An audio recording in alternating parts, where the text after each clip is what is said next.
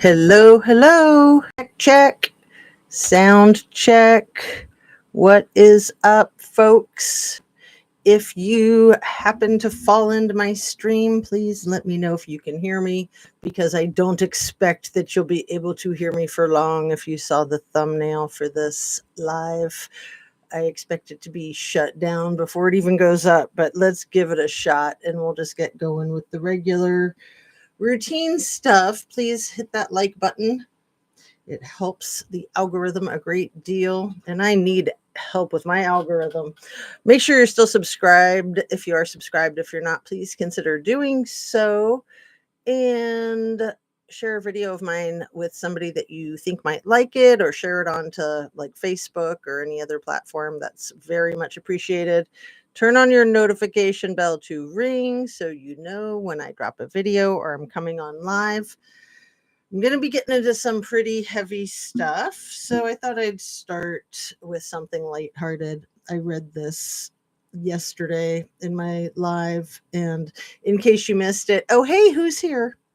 Who are you? If you want to say hi and let me know if you can hear me.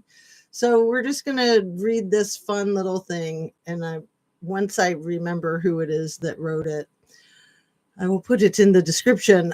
So it says, Trump is on Twitter. Did you know? I'm not sure what Trump did before Twitter was invented in 2006, but we'll assume he just spent decades waiting for it to come into existence.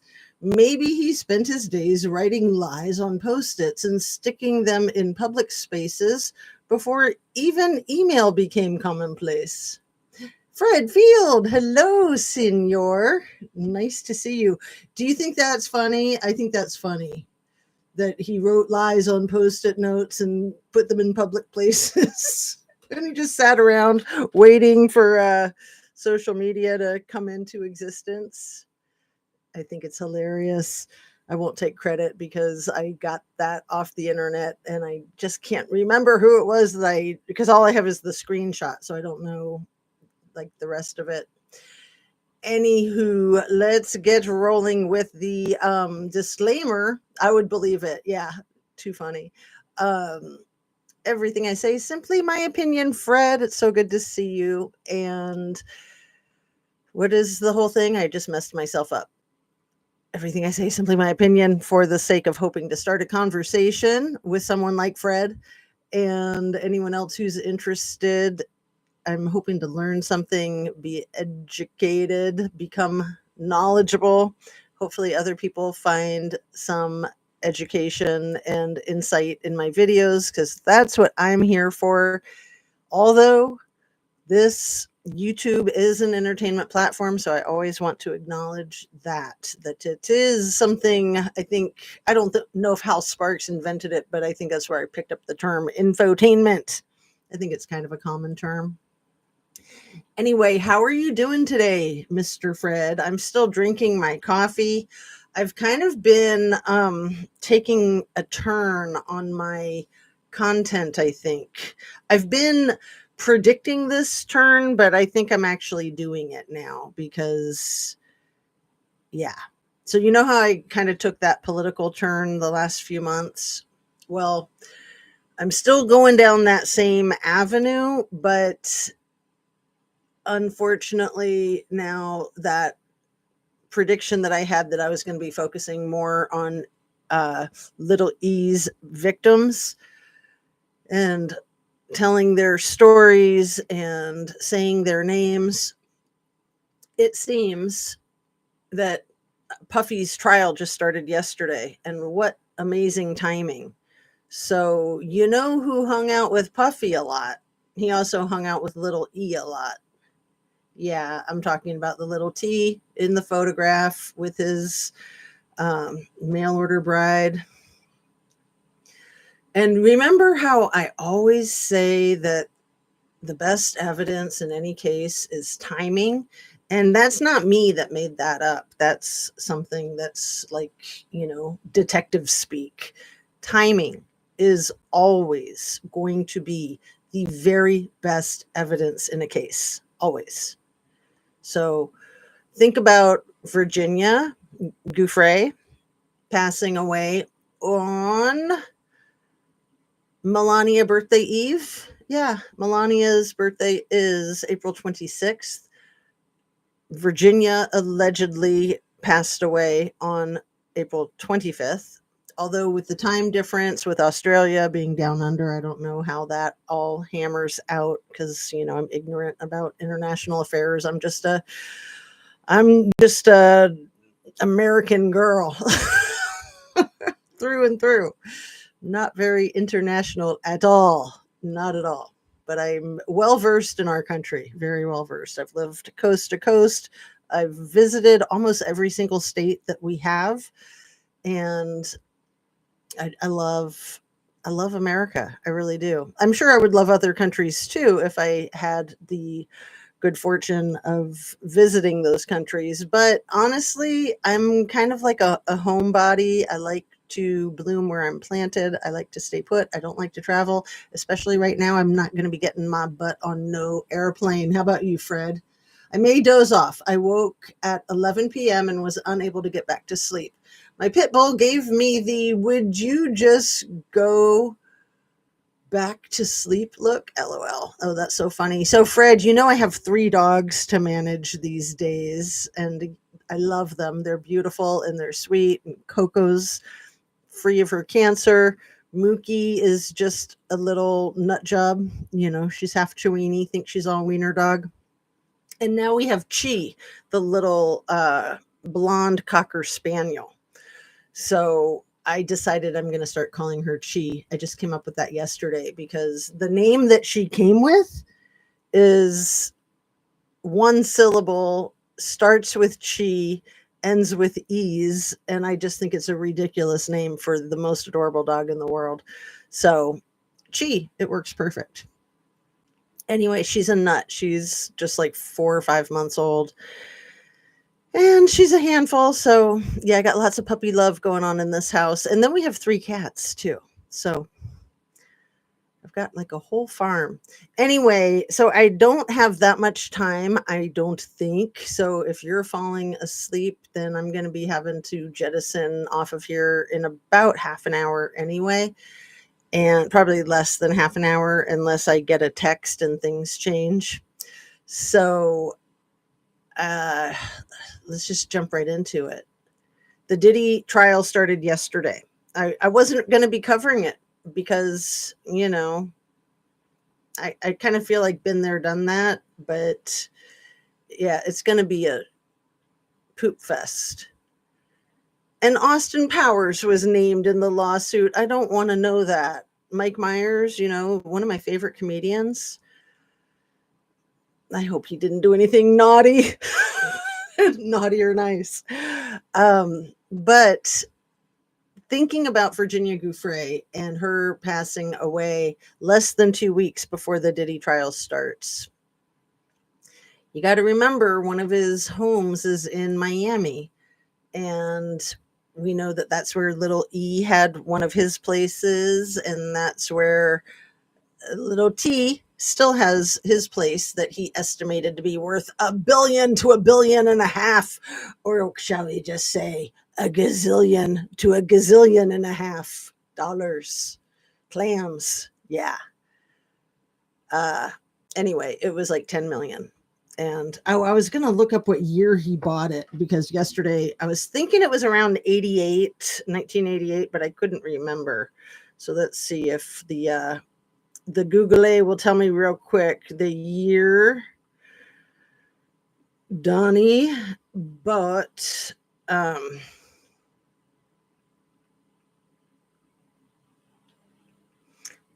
Mar-a-Lago.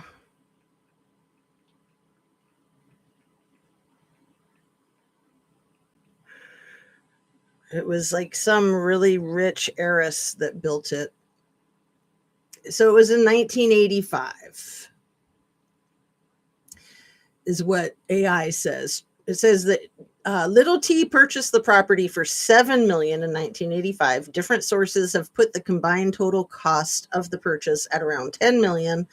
The minimum acceptable bid had been $20 million, and the interior furnishings were appraised at $8 million. So the cereal heir, Marjorie Post. So, like Post cereal. I know a lot of history about Post and Kellogg cereal because Charles Kellogg was a music therapist. And, I'm an art therapist. So, anyway, Kellogg was a physician and he learned he invented like splitting the wheat kernel so that you could store your wheat over the winter and still get the nutrients out of it. And then this Post dude moved in down the street. I think this was up in Michigan, and just started ripping him off all the time. Everything Charles Kellogg did, the Post guy copied. Imitation is the highest compliment. But so Marjorie Post, it says Marjorie Meriwether Post. She is the one who built Mar-a-Lago. And when she built it, she had visions of it being like for the president of the United States as like a winter White House, basically. Because, everybody wants to be a snowbird and spend the winter in Florida. That's everyone except me. I like winter in snow. And we're going to talk about the nuts and bolts of Virginia Giuffre. Let me get my notes. Because my brain, it just goes blank, I think it's a little bit of stage fright. It's a little bit of, shall we just say fear for my life? Just to be completely honest.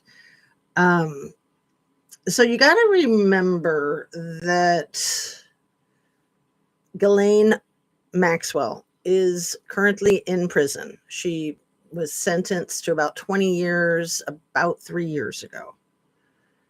And it was just 2 weeks before Ivana fell down a flight of stairs. Quinky dink, huh? Another coinky dink. There's so many. And I've been saying lately that I think that El Presidente is completely freaking out because all of this stuff is resurfacing with Virginia Giuffre's post on Instagram of her bruised face saying that she got in a car accident with a school bus, and then her passing away about 2 weeks ago, a week and a half ago. Getting close to 2 weeks now. Because wasn't it Friday? Wasn't it on a Friday, the 25th? Anyway, today's a Tuesday. I think it's May 6th. And she passed away April 25th, if I'm tracking things correctly. And so yeah, just under 2 weeks, just shy of 2 weeks, or about 2 weeks. Anyway, back to my thought process there, that with her passing away, that puts her in the spotlight. That puts her front center, which I honestly think it was a hit. I'll just say it. I can't just waste my time beating around the bush and making innuendos. And there's a lot that we didn't know about the accident. I just watched an amazing, almost a 2-hour interview on Sean Atwood's channel. He's kind of new to me. I wasn't so sure about him, but I really thought he did a great job with this interview with someone who is a domestic violence advocate in Australia. She did not know Virginia, but she lives within a few miles of where Virginia was living at the ranch that she was, that she lost her life at. And this woman has done a lot of research. Her name is Mary, and I'll put a link in the description to Sean Atwood's video, the interview that I think he just dropped it yesterday, and I just watched it this morning. And he's got a very checkered past, but I think that most of us do, right? I mean, that's just real life. There's just no saints that are in human form. But as long as you're learning from your mistakes, I think that's fine. So I know he's done hard time, and I don't know what for, but it seemed pretty darn shady. But I think it was a while ago, and he seems like he's trying to make good of his existence here. So I'm going to give him a lot of credit for the interview that he did with this person, Mary, and for just his style and eliciting information.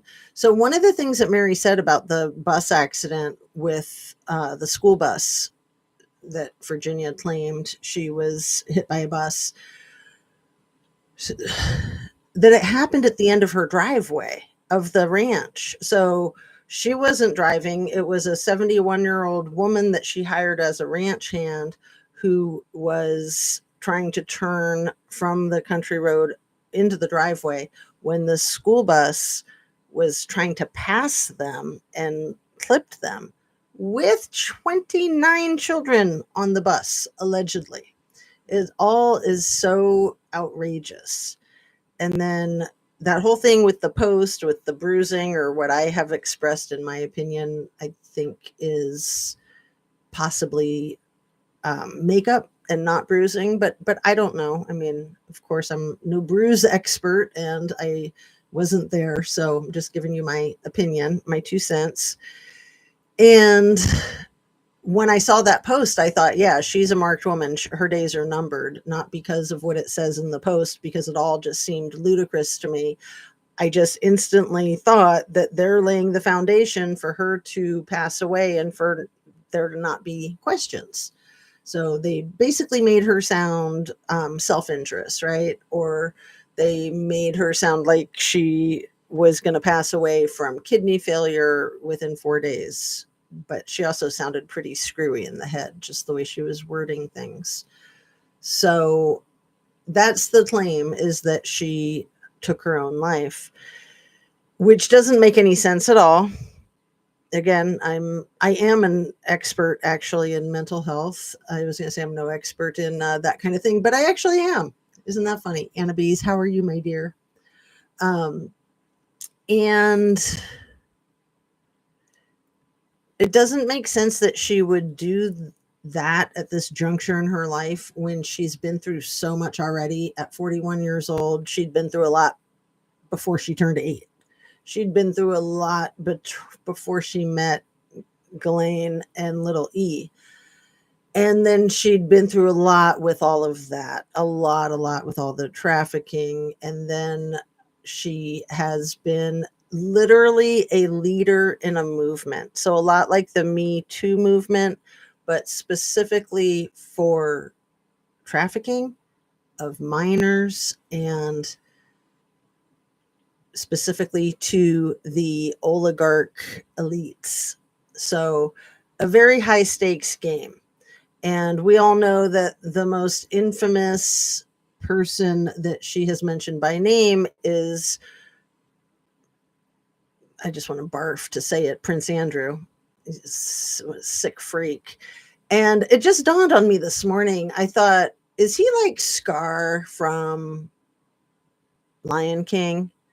Is he thinking that his brother Charles is going to pass away from this cancer, and that if he can just push Prince William out of the way and clean up his reputation and say Virginia was a nut job liar and none of it ever happened, and yeah, that photo was photoshopped, and then he's got that crazy lizard lady making the rounds saying that same crap, his ex-girlfriend. I can't stand her. So do you think he's trying to pull a Scar? Do you think he's going to try to like push William off the mountaintop and say, run away, run far, far away? Or I guess in the movie Lion King, Scar did that to his brother, and then he made the Lion King think that it was his fault, right? He let him believe that it was his actions that caused that, and then he said, run away, run far, far away. And then Scar took over, and it was much like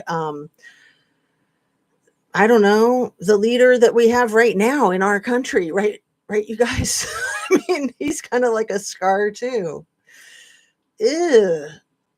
So we know that Trumpster Fire says that, he didn't really know Little E that well. And then he cut ties with him when he realized that he was using Mar-a-Lago as a hunting ground for kids, right? That's his story, and he's sticking to it. Yeah, give me a nothing break. And then we know that there's even more photographs of the Trumpster fire on the internet with Sean Combs than there are of him with little E. So they were all doing their thing in the Miami area in the 90s. It was the best of times, it was the worst of times, depending on who you were. If you were one of the oligarchs or if you were one of the kids, right? How disgusting. How effing disgusting. Oh, you got your bracelet, Annabise. I'm so happy that you love it. That is way cool. Mrs. Amir, hello, hello, my dear. I agree. I think you meant Jazz. Yeah, there you go, Jazz. That's cute. Like hazmat. Oh, that's funny. So, yeah, so that's my thing right now. I think that a lot of these people, like the oligarchs, we'll just call them the elites, the oligarchs, the grapists. I mean, that's statutory grape. It doesn't matter anything. And if the person is of age, if they're over 18, it's still sick and twisted if you're manipulating them and leveraging them and using them as a freaking toy, basically. I mean, it's really sick. And we know that happens a lot. But what's even worse, I want to say, is the gang stalking that happens afterwards, trying to keep these people quiet. So, you know that I've looked into some of the survivors already, like Maria Farmer and her little sister, Annie Farmer. I'm happy to report I just watched a video today of Maria Farmer currently. I think the video was made today or yesterday. I'll put a link to it in the description, but I think she's recovered from her second battle with the brain cancer. I think she's free and clear of that. She's actually not doing this like survivor crusade so much right now. She's doing more, I think, with the Palestinian tragedy. So I know that she spent most of her adult life hiding out in North Carolina. She changed her name. She quit doing her artwork. And then she came forward, I think, around the 2016 election. I think that was one of the things that brought her to speak out publicly. She had tried to speak out publicly in the late 90s. In 1996 was when I think she was victimized, and when her little sister was victimized. And then I think it was that same year that they both went to the authorities and to federal authorities, and nothing happened. And then 10 years later, the federal authorities wanted to reconvene, and they were putting together their case for the charges that were held against little E in 2008 that we know Alex Acosta gave him this ridiculous plea agreement of 13 months of a sentence with work release, and he could have gotten as many as 45 years for the 40 victims that they had on record to testify against him. 40 kids, or that were kids at the time. They were all 14 to 16 at the time, 40 of them. And the man got 13 months with work release, and then systematically continued to abuse. And then he got arrested 2019.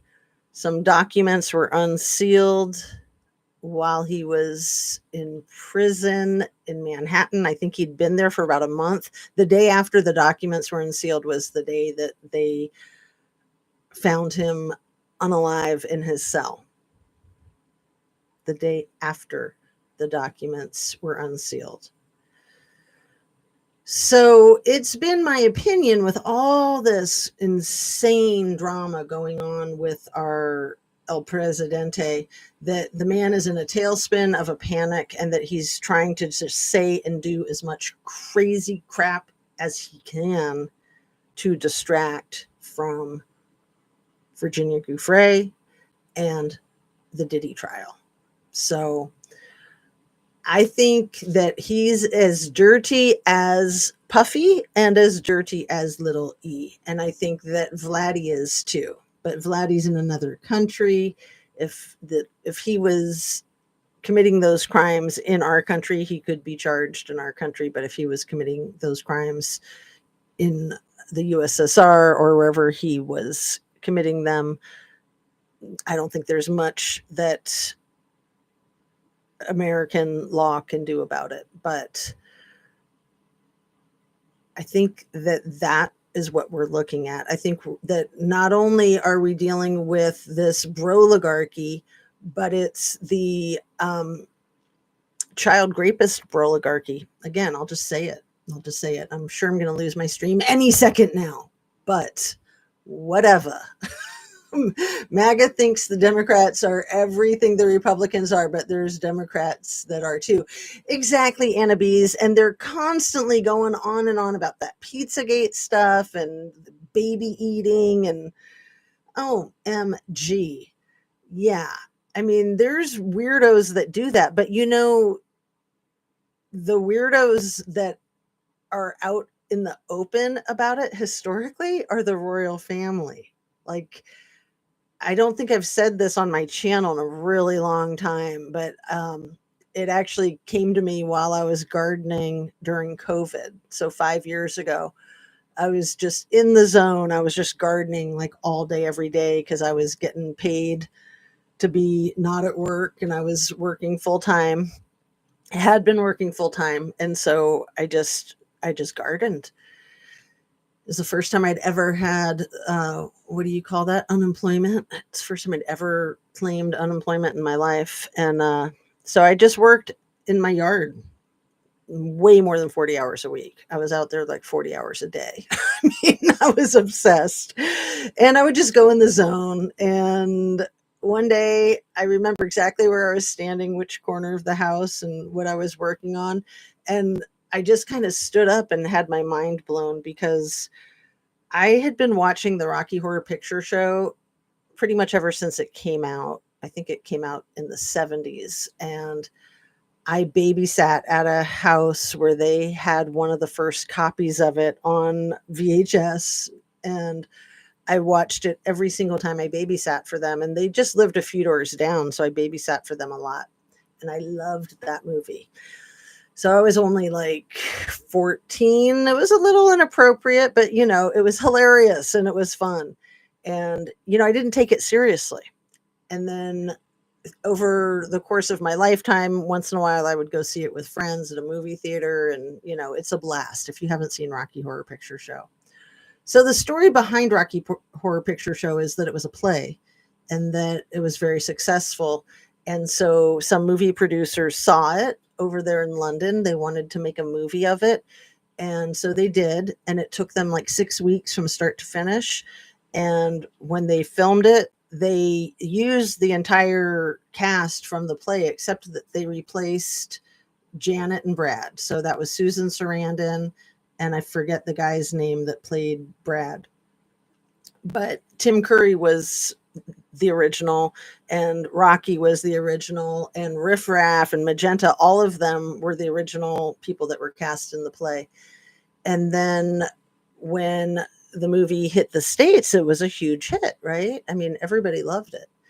And here I'd been watching it for what, like almost 40 years, like 35 years. And, the songs like Damn It, Janet, that's one of the best. And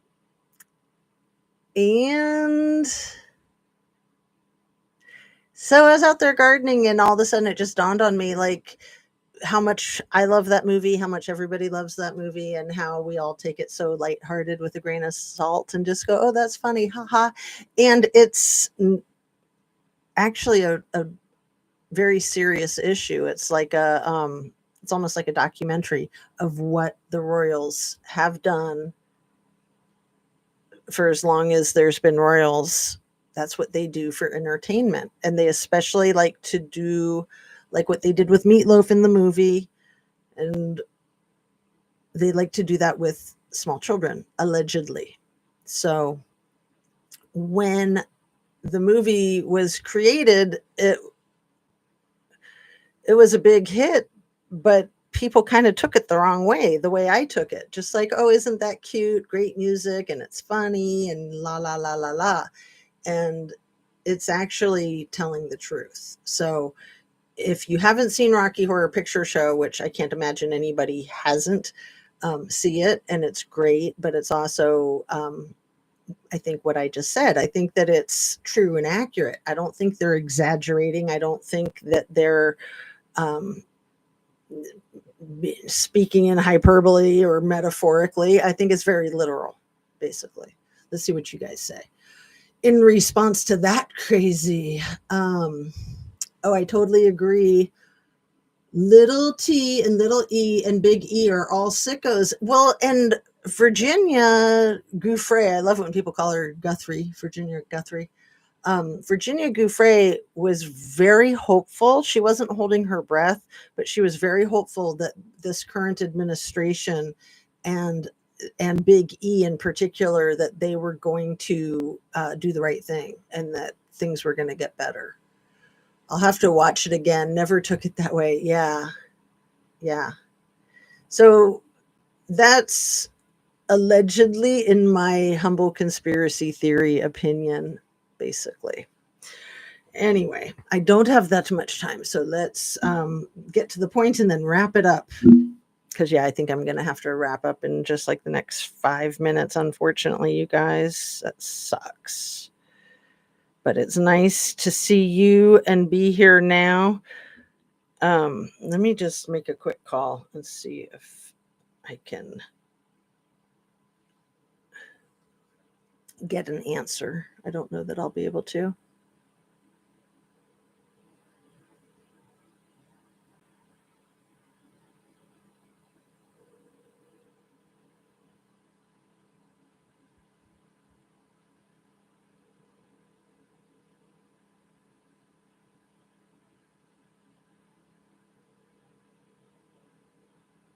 No answer. Okay, so I'm just going to have to wrap it up in a nutshell, put it on a shelf, and then readdress it tonight or tomorrow. Probably tomorrow, but we'll see. See how the rest of the day goes. So Virginia Gouffre was basically fighting our government and being gang stalked. So make of it what you will. There were authorities at her home after she unalived that allegedly spent 10 to 12 hours collecting evidence from her home. So what kind of evidence would they have been collecting? I'm thinking like files and things like that. So I started to say, but I don't think I said it, that remember Ghislaine Maxwell's father, triple agent, right?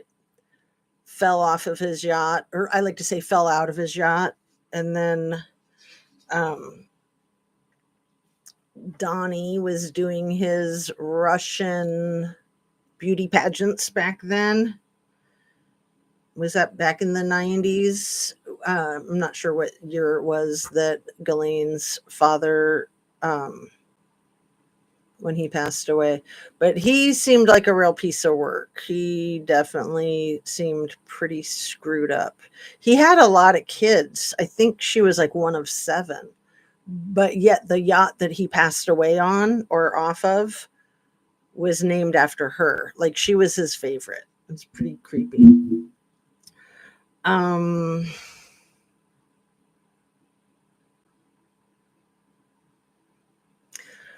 Fred Dershowitz is another name I think we need to keep an eye on. He is an attorney. You've probably heard his name. He represented O.J. Simpson. He's represented a lot of sick characters, but he's one of the Broligarchy, also a Harvard law professor. He's one of the Buroligarchy that Virginia named. I think one or two of the other victims have named him too. And he denies. And let's see. I just wanted to read to you some of the cases that he's covered.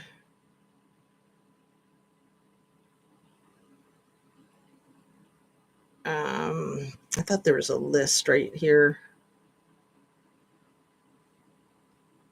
A lot of dirt bags. Just famous cases. And a lot of essays. Did I say Fred Dershowitz? I meant Alan Dershowitz. Okay. And O.J. Simpson, Klaus von Bülow, who had attempted to unalive his wife twice. Klaus van Bülow. And that case was later made into a movie, contributing to Dershowitz's fame. He defended the Trumpster fire during his impeachment trial in 2020. And he also defended Little E, Harvey Weinstein. Does that ring a bell? Harry Reams, who I'm not sure who that is. You guys know who Harry Reams is?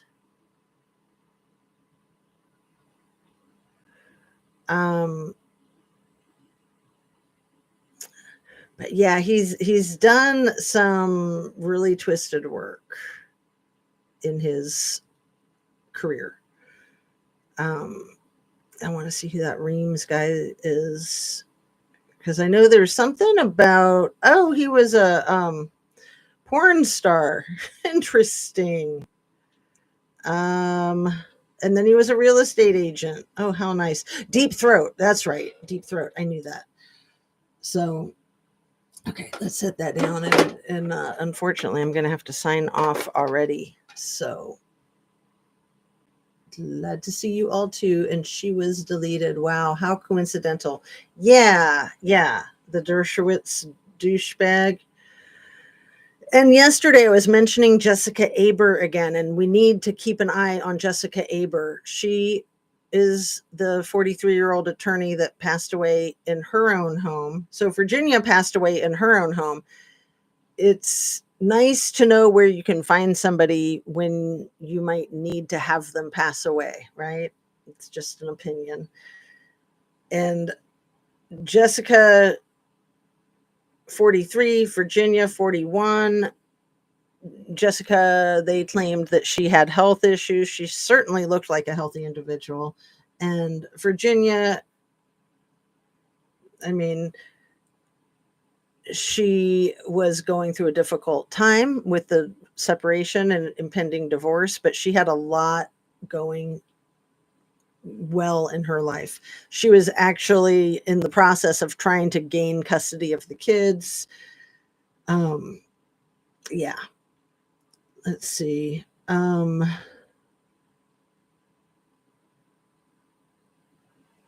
What else?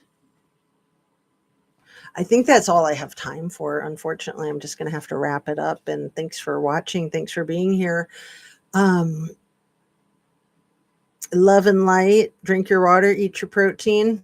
We'll do more crazy talk tomorrow. And don't forget to hit that like button on the way out if you haven't already hit it.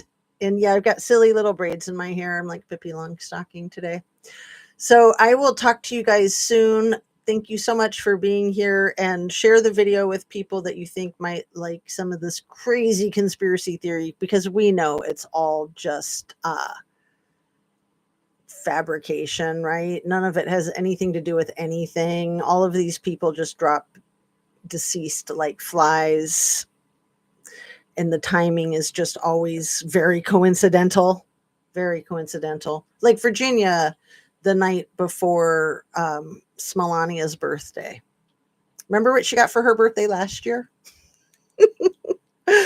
That China ship crashing into that Baltimore bridge. I don't know if it was a present for her or, I mean, when her husband's under a lot of stress, I'm sure it's not good for her either. I'm sure that things have been very stressful lately. But what's terrible is that even if it's not anything other than a coincidence, it's still just as terrible, in my opinion. So we'll leave on that. So have a lovely afternoon and peace out. Drink your water, eat your protein. Most importantly, eat your vegetables and be chill. It's really important that we all stay relaxed and stress free. Let's see if I can end this stream. It's funny with the touch screen; it doesn't work so well. There we go.